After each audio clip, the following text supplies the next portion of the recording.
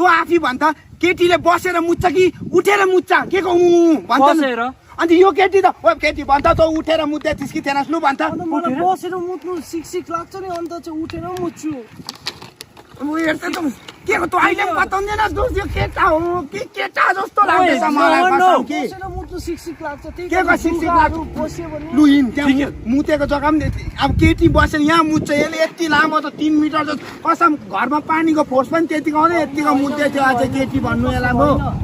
मेरो कसम चाहिँ नखाऊ न हौ तिम्रो विश्वास गर्छस् कि गर्दैनस् भन। गर्छु तँलाई यो केटीले यो केटी उठेर मुत्दै थियो विश्वास गर्छौ कि गर्दैनौ म तिमीलाई पनि गर्छु विश्वास यो भन्दा धेरै विश्वास गर्छौ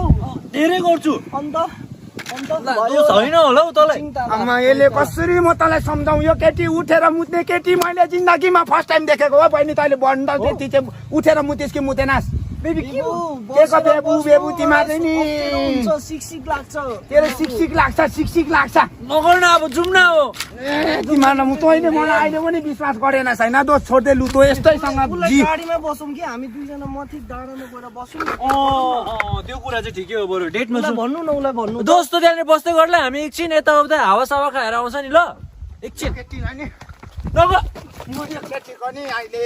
के गरेको नगर न यो केटी हुँदै होइन जुलु जातिमा डेट गर रिस उठ्दैछ कि मलाई पनि पुरा रिस उठ्दैछ कि नगर हिर्काउँछु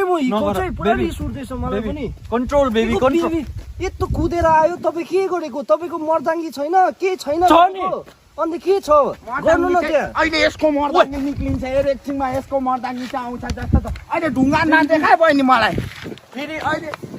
नगर न त्यो फ्याले न आमा शक्ति थाहा छैन होला कि तँलाई आमा शक्ति तँलाई थाहा छैन होला कि फेरि बाँदर यो केटीको पनि आमा शक्ति होइन बेसी बाउ शक्ति देख्दैछु नगर न तँलाई त म अहिले केटा यो त केटा हो होइन होइन दोस्त हामी एकछिन बरु लगाइदिन्छ म गफसफ गरेर आउँछ नि ल एकछिन बेबी लेट्स गो जाउँ यो फ्याला त यस्तो अबि यस्तो नरम हातमा यो बाँसहरू जाउँ यता यो 14 तारिक दिन नि फेरि के ए अहिले हाउडे कुरा नगर न मैले सबै कुरा मिलाइसकेको छु यो बाँदरले गर्दा यो बाँदरहरूले बिचमा आएर हुन्छ कहिले जाउँ हामी जङ्गलमा नजाउँ कि जङ्गलमा त जानुपर्छ त मान्छेले देख्दा पनि के भन्छ होला के भन्दैन जाउँ हामी डेटिङ हान्नुपर्छ एकछिन ल है ब्युटिफुल कुरा गरौँ यसो होइन तर त्यो बाँदर चाहिँ नआउँछ है यति खुसी छु 14 तारिक भ्यालेन्टाइन डे मनाउनु पाउँदाखेरि हो पुरा खुसी छु बेबी